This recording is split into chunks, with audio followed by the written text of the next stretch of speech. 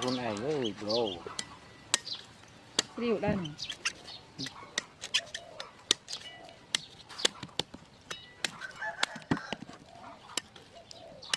Cái này.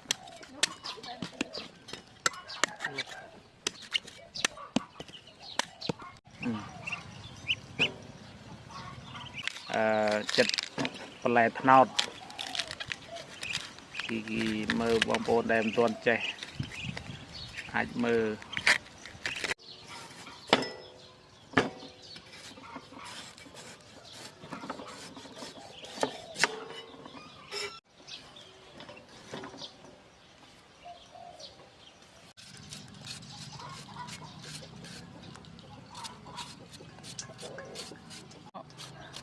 Mua cái tôm bơ cái đọt tham.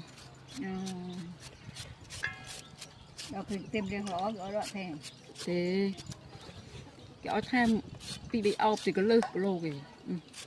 Trái chưng này.